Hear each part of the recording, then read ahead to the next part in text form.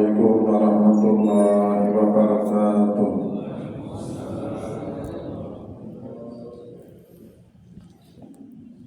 Alhamdulillahilladzi ja'ala ilma taharatan linnufus wa nuran lil basair wa hadiyan ilal jannah.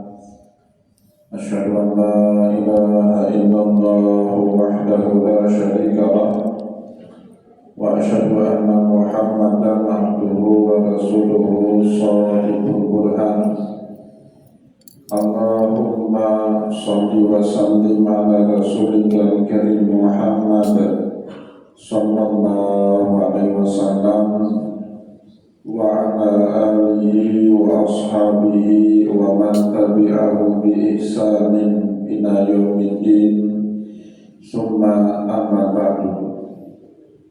Puji dan syukur senantiasa dan tidak pernah bosan-bosannya kita panjatkan kehadiran Sang Maha Pencipta Allah Subhanahu wa Ta'ala, yang mana dengan limpahan karunia-Nya, rahmat-Nya, hidayah-Nya serta anugerah-Nya kepada kita semua, kita kembali masih diberi kesempatan, kesehatan dan usia panjang oleh Allah untuk sama-sama dan senantiasa mengabdikan diri kita di jalan-Nya dengan menjalankan segala perintah-Nya dan menjauhi semua larangan-Nya. Salawat dan salam juga tidak pernah lupa pula kita haturkan kepada junjungan alam Nabi besar Muhammad sallallahu alaihi wasallam, di mana beliau telah bersabda dalam satu hadisnya, man salaka tariqan yaltamisu fihi ilman sahaballahu lahu bihi tariqan ilal jannah. Barang siapa yang meniti satu jalan untuk menuntut ilmu agama Allah, maka niscaya Allah Subhanahu wa Ta'ala mudahkan baginya jalan menuju ke surga-Nya Allah. Bapak Ibu kaum muslimin dan muslimat, jamaah sholat subuh yang diberkati oleh Allah,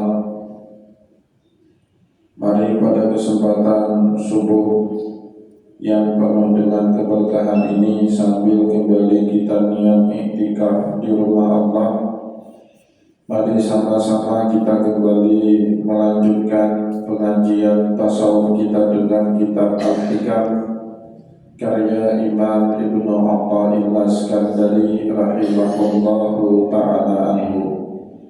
Dan insyaallah pada kesempatan subuh kali ini kita akan melanjutkan bacaan kita dengan kata hikmah yang ke-108, di mana pada kata hikmah ke-108 ini Imam Ibnu Athaillah Iskandari kembali menasihati kita dengan butiran hikmahnya, subhana man sattara sirral khususiyati bidururil basyariyati wa zahara bi'uzmatir rububiyyati fi idharil ubudiyati.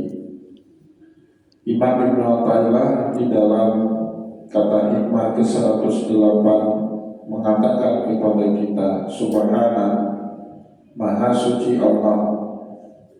Jadi Bapak Ibu, kalimat maha suci Allah atau sering kita juga sebut dengan tasbih, ucapan yang sering kita ucapkan subhanallah, itu bukan sebatas cara kita untuk mensucikan, mengkultuskan Allah dengan sesuatu selain dari Allah, mensucikan Allah dengan segala makhluk yang telah Ia ciptakan. Tapi kalimat tasbih yang muncul di dalam Al-Quran maupun hadis Rasulullah juga merupakan cara manusia untuk melindungi diri dari murkanya Allah Subhanahu wa Ta'ala. Bapak Bapak Ibu bisa baca di dalam banyak ayat murkanya Allah terhadap makhluknya, terhadap kita manusia tertolak jika manusia itu membaca subhanallah. Jadi Allah Subhanahu wa ta'ala luluh hatinya, perasaannya saat ingin mengazab atau membinasakan, bahkan menghancurkan satu makhluknya, semata-mata makhluknya mau mengucapkan subhanallah di hadapan Allah sebagai tanda insafnya dia terhadap kemahaagungan Allah yang tidak ada banding di hadapan makhluk-makhluk yang telah ia ciptakan. Bapak Ibu yang dimuliakan oleh Allah, kita kasih contoh. Misalnya saat Allah Subhanahu wa ta'ala pertama sekali menciptakan Adam menjadi khalifah, para malaikat mengajukan keberatan.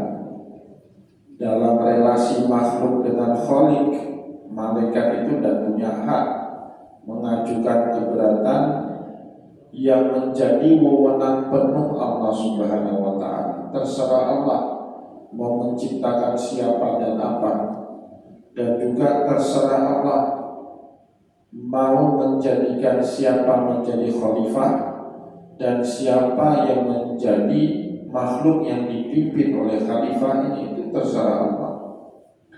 Tapi para malaikat pada saat mendengar Allah ingin menciptakan Adam dan manusia sebagai khalifahnya Allah di muka bumi, para malaikat mengajukan keberatan.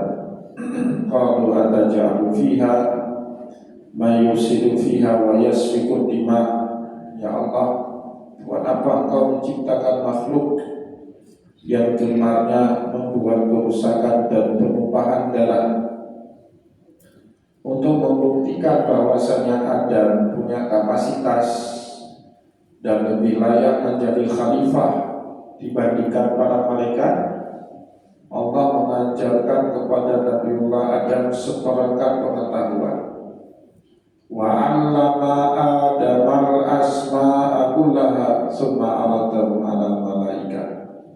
Diajarkanlah kepada Adam kemampuan mengenali benda-benda yang ada di sekitarnya. Tsumma 'aradahum 'alal malaikah. Kemudian Allah tantang para malaikat. Faqala anbi'uni bi asma'i haula'i in kuntum shadiqin. Sekarang kalian malaikat coba sebut satu persatu benda yang ada di sekitar kalian seperti kemampuan yang dimiliki oleh Adam. Jika klaim kalian yang kalian itu lebih berhak menjadi khalifah dibandingkan Adam itu benar. Malaikat sadar Bapak Ibu, Allah kalau sudah nantang seperti itu murka kayaknya. Dengan keberatan sepihak dari malaikat kepada penciptaan manusia, maka malaikat segera menjawab setelah itu, qalu subhanaka la ilma lana illa ma 'allamtana. Malaikat enggak ngeyel lagi Bapak Ibu dan ngomong enggak seperti ini, kami enggak lakukan pembelaan diri. Mereka langsung insaf, ini ada yang salah kayaknya. Allah Subhanahu wa ta'ala sudah murka dengan kita kayaknya. Maka segera setelah menyadari itu, para malaikat serentak semuanya berkata, Subhanaka, maha suci Engkau Allah, la ilma lana, tidak ada ilmu bagi kami illa ma 'allamtana, kecuali ilmu yang Engkau ajarkan. Ya, Bapak Ibu, itu gunanya tasbih ya. Maka dalam kalimat awal kata hikmah ke-108, Imam Ibnu Athaillah mengucapkan kata hikmahnya itu dengan tasbih. Subhanak, maha suci Engkau Allah. Karena tasbih fungsinya bukan sekedar cara kita manusia untuk mengkultuskan dan mengagungkan Allah Bapak Ibu, tapi lebih jauh daripada itu juga sebagai cara agar kita itu terselamatkan dari amarah, dari murkanya Allah Subhanahu wa ta'ala. Di dalam ayat yang lain Allah juga berkisah kepada kita tentang Nabiullah Isa alaihissalam. Kita tahu penyimpangan umat Isa itu ketika kaum Nasrani mengatakan Tuhan itu tiga. Laqad kafara alladziina qalu innallaha tsalitsu tsalatsa. Kafirlah kata Allah orang yang mengklaim Tuhan itu trinitas, Tuhan Bapa, Tuhan Ibu, tidak lain adalah ibunya Nabiullah Isa yaitu Maryam, dan Tuhan Anak Isa itu sendiri. Maka Allah Subhanahu wa taala, ini percakapan Allah sebenarnya kelak di hari kiamat antara Allah dengan Isa, tapi itu diabadikan lagi sama Allah di dalam Al-Quran. Wa in qala Allahu ya Isa a anta qulta lin-nasi ittakhizuni wa ummiya ilahaini min dunillah. Isa, apakah dulu kamu di dunia yang mendakwahkan bahwasanya kamu dan ibumu itu Tuhan selain diriku? Nabiullah Isa Bapak Ibu menjawab dengan tasbih. Qala subhanaka an aqula ma laisa li bihaq. Maha suci Engkau Allah, tidak punya hak saya berbicara suatu ucapan yang saya tidak punya wewenang untuk itu. In kuntu qultuhu faqad alimta. Jika pun seandainya saya mengucapkannya, tentu Engkau sudah jauh lebih tahu daripada aku.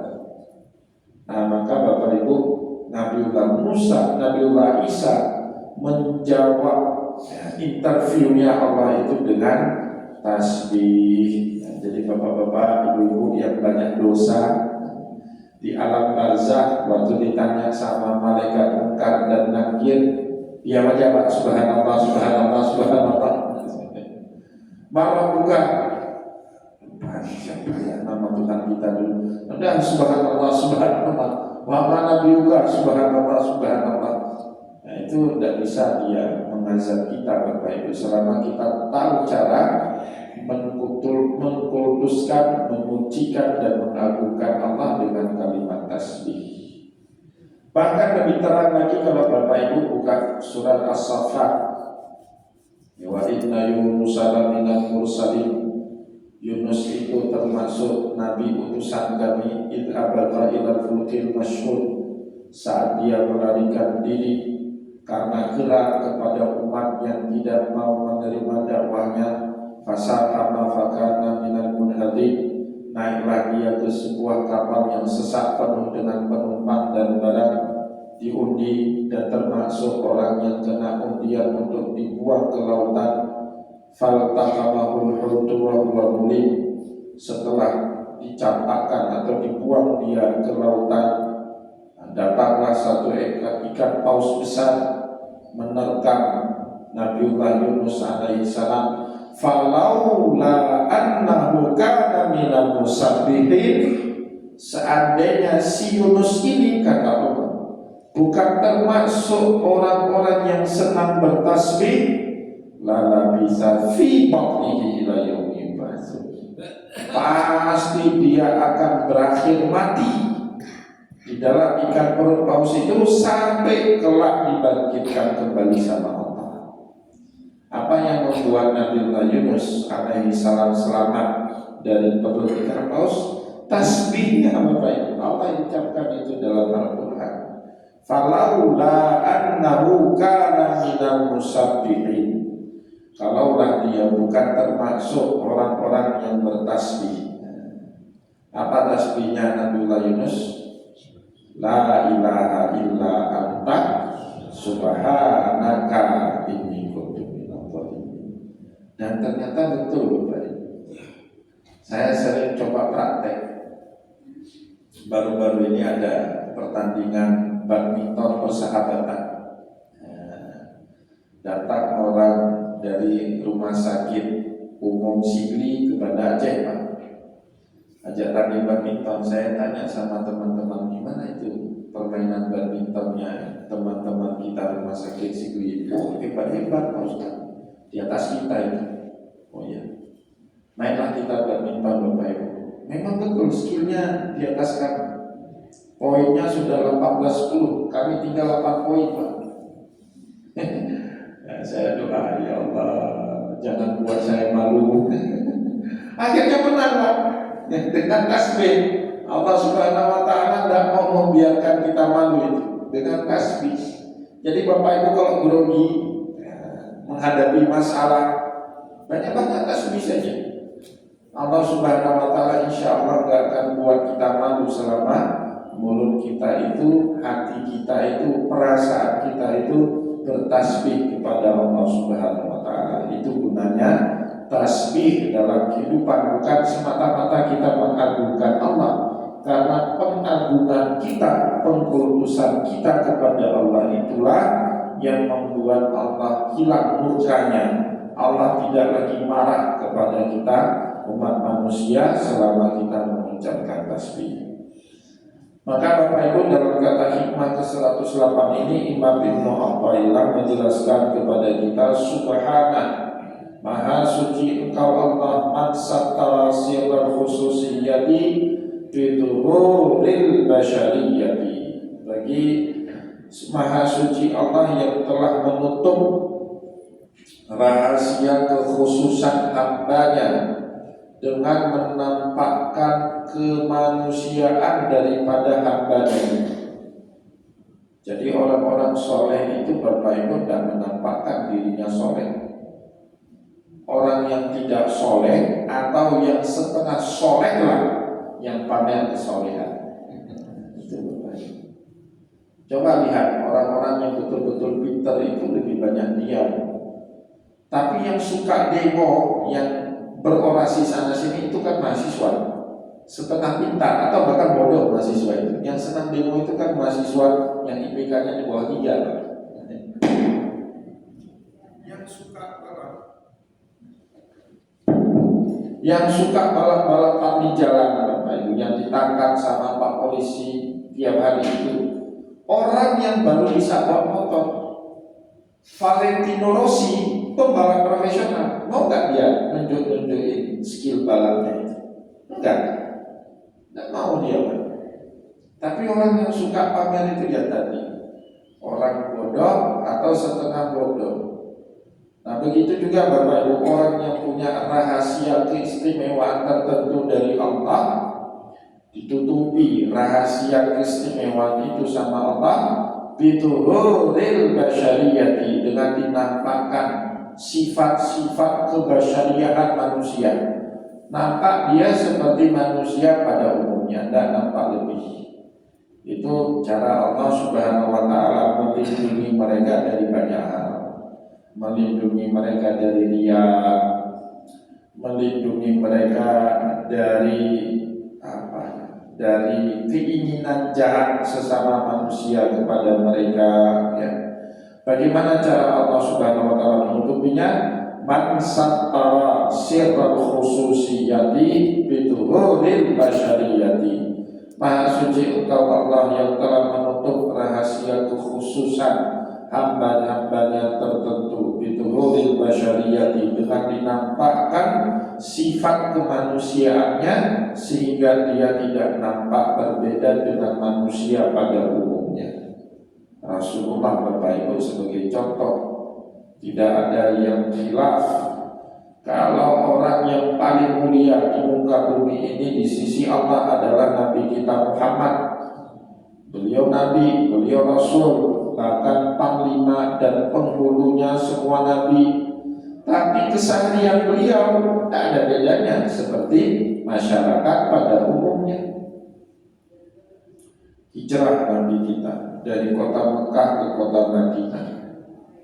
Orang-orang Ansar sudah menanti Nabi Muhammad berhari-hari. Kenapa tidak datang-datang? Gelar karpet merah menyambut kedatangan Nabi dengan pintangan pakai rapai, siap. Apa itu kan kalau tradisi di Sunda itu namanya marawis, menyambut orang itu dengan bukan terbang. Orang Ansar itu juga seperti itu, sudah siap. Tapi tiba-tiba datang Rasulullah naik onta. Ada 2 orang di atas onta. Orang Ansor tidak tahu yang mana Nabi, yang mana orang yang bernama Abu Bakar pendampingnya Nabi. Kalau sekarang kita Bapak Ibu jalan kemana-mana dengan sopir kita langsung tahu yang mana sopir, yang mana pejabat. Sopir yang kurus, yang gizinya gak cukup, yang bajunya lusuh, pejabat yang perutnya bunting, yang buka pintu aja tidak bisa lebih sendiri, stroke, tangannya harus dibukakan pintu oleh orang lain. Itu pejabat. Nabi Pak gak dikenali. Ini yang mana Muhammad? Yang di depan apa yang di belakang? Tapi akhirnya Abu Bakar As-Siddiq sadar diri. Beliau ambil lidahnya beliau payungi Rasulullah yang ada di depannya beliau. Di saat itulah orang-orang Ansor jadi paham, orang yang dipayungi inilah yang bernama Muhammadur Rasulullah Sallallahu Alaihi Wasallam. Baru mereka tepuk itu harapan mereka sambil mendendangkan sholawat badar. Tala'al badru alaina min thaniyatil wada wajaba syukru alaina mada'a billahi da. Telah terbit bulan purnama kepada kami di tengah kegelapan malam. Min thaniyatil wada, dari celah di antara dua bukit wada. Wajib syukur alaina, wajiblah kami bersyukur. Mada'atillahi da, selama penyeru kepada Allah itu ada bersama dengan kami. Itu kesederhanaan Nabi. Padahal orang paling hebat Bapak Ibu, tapi Nabi tidak mau diistimewakan dan nampak sederhana seperti orang pada umumnya. Dulu Bapak Ibu, setibanya Nabi di Madinah, Nabi ada majelis taklim rutin dengan para sahabat.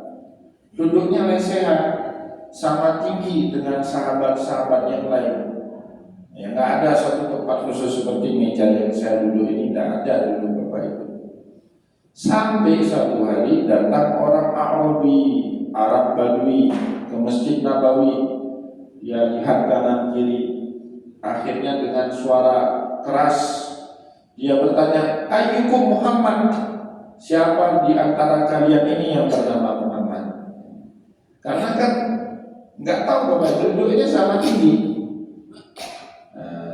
Maka para sahabat semenjak itu punya pikiran, ini kayaknya tidak terlalu baik, Nabi Muhammad nggak dikenali. Maka mereka buat apa itu namanya, tempat dudukan tingginya dari tanah, namanya kafah.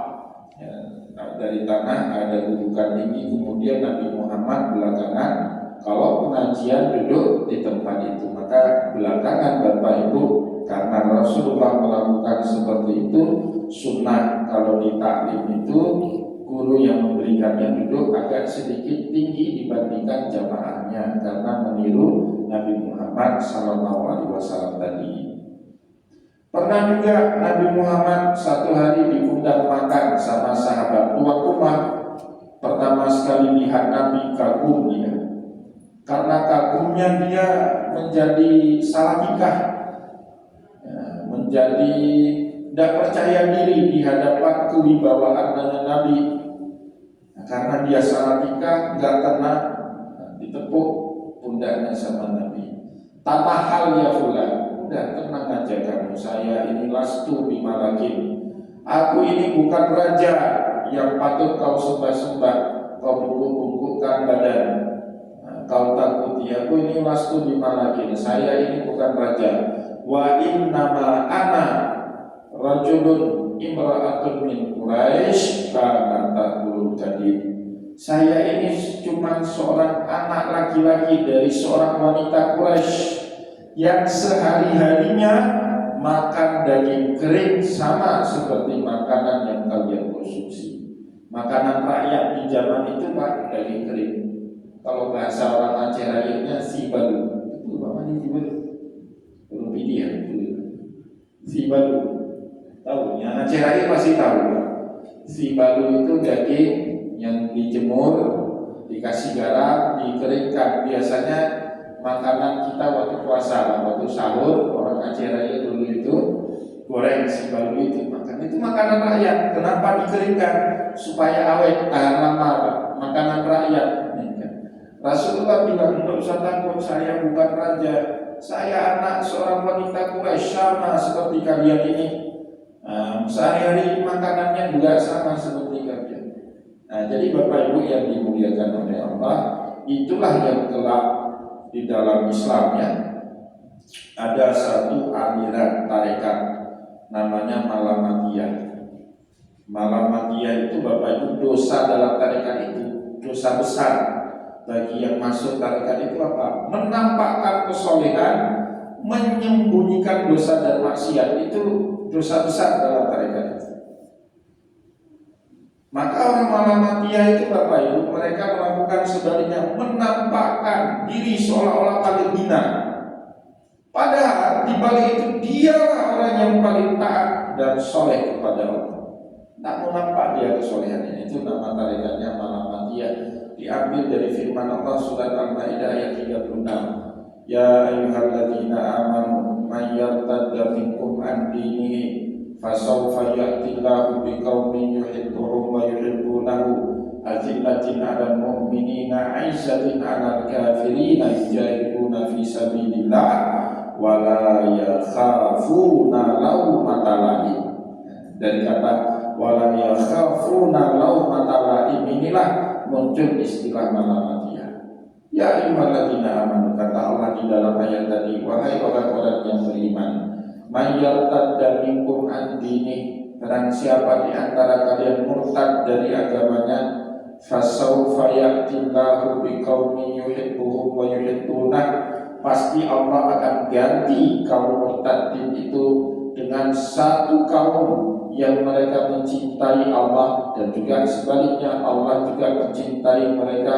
Adillatin 'alal mu'minin, mereka selalu menghinakan diri mereka di hadapan kaum mukminin. Aizzatin 'alal kafirin, dan menampakkan keagungan diri mereka di hadapan orang kafir, ya. Wala yakhafu yujahiduna fi sabilillah, selalu berjihad di jalan Allah. Wala yakhafuna lawmata laim, dan mereka tidak pernah takut kepada siapapun kecuali hanya kepada Allah Subhanahu wa taala semata. Maka Bapak Ibu hati-hati, Bapak Ibu berburuk sangka dengan orang yang kelihatannya tidak benar. Khawatirnya mereka orang Malamatiyah, khawatirnya itu kelihatannya tinggalnya gelandangan, bajunya lusuh, ya, kelihatan tidak terawat. Kita tiba-tiba punya sultan ini apa orang seperti ini, ngapain di masjid dia? Takutnya dia adalah orang yang paling dekat dengan Allah. Itu bukan keberkahan yang kita dapat, azab yang kita dapat. Hati-hati Bapak Ibu dengan orang seperti ini, karena mereka tidak pernah mau menampakkan kesolehan mereka. Dosa bagi mereka nampak kesolehan. Ya, mereka beribadah dalam kesunyatan, dalam kesunyian. Tidak ada orang yang tahu. Kenapa? Tadi Bapak Ibu, cara Allah untuk melindungi hamba-hamba pilihannya itu bagaimana? Bituhuril basyariyah, dengan dinampakkan sifat-sifat kemanusiaan seperti layaknya orang pada umumnya. Tidak ada beda dia dengan orang pada umumnya. Padahal di sisi Allah Subhanahu wa taala dia bintang yang terang benderang berkedip jika dilihat dari langit. Kayak kita lihat di langit, bintang itu berkedip. Tapi makhluk lagi melihat orang seperti ini berkedip, Bapak Ibu, di kegelapan malam, ya. Maka oleh sebab itu Bapak Ibu yang dimuliakan oleh Allah, itu cara kita di dalam berislam, di dalam beragama, berusaha pamer, ya. Dan kata Allah itu termasuk pendusta agama itu orang yang senang pamer kesolehan, ya. Ara'aita alladzi yukadzibu bid-din, apakah kalian tidak mengenali siapa itu pendusta agama? Ara'aita alladzi yukadzibu bid-din fadzalika alladzi yad'u'ul yatim, mereka yang menelantarkan anak yatim. Wa la yahaddu 'ala ta'amil miskin, dan membiarkan orang lapar tidak disantuni dengan diberi makan. Fawailul lil musallin, celaka orang salat, alladzina hum an salatihim sahun, mereka yang selalu lalai mengerjakan sholatnya, walladzina hum yuraun, dan senang memamerkan semua amal soleh yang dia lakukan. Dan jangan melakukan itu, Bapak Ibu ya. Tidak penting memamerkan kesolehan, itu tidak penting, karena yang butuh kesolehan bukan manusia, Pak. Yang butuh kesolehan kita itu hanya Allah. Tidak usah dipamer dengan manusia lain. Sedangkan sesama manusia yang dibutuhkan akhlak, budi pekerti, bukan kesolehan. Coba Bapak Ibu tidak percaya, keluar dari sini cerita pengalaman tahajud semalam sama teman. Oh, tadi malam alhamdulillah saya tahajudnya 2 jam, khatam Al-Quran 3 juz, zikirnya 1000 kali. Itu teman kita yang dengar, jampu kan itu kan. Tidak maupun dia dengar, malas dia dengar Pak cerita kesolehan diri itu. Satu-satunya yang dibutuhkan oleh manusia lain dari kita apa Bapak Ibu? Akhlak, budi pekerti. Tidak ada guna Bapak Ibu berhaji berpuluh-puluh kali, tapi omongannya nyakiti hati orang. Pasti orang yang tidak pernah berhaji, tapi akhlaknya baik, lebih dihormati, lebih disayangi sama masyarakat dibandingkan Bapak Ibu yang berhaji dia pandai. Karena yang dibutuhkan sama manusia bukan iman, bukan tauhid, itu urusan kita dengan Allah. Maka jangan dipamer Bapak Ibu. Ya, Allah Maha tahu itu. Itu rahasia kita dengan Allah. Sedangkan dengan sesama manusia yang dibutuhkan hanyalah budi pekerti, akhlakul karimah. Semoga Bapak Ibu yang dimuliakan oleh Allah, apa yang telah kita sampaikan pada kesempatan subuh kali ini bermanfaat ya, kepada kita semua. Moga-moga bisa kita amalkan dalam kehidupan kita sehari-hari. Saya juga mohon maaf jika ada yang tidak berkenan. Wallahu muwaffiq ila aqwamit thoriq wa nasrul minallah fatul karim. Wassalamualaikum warahmatullahi wabarakatuh.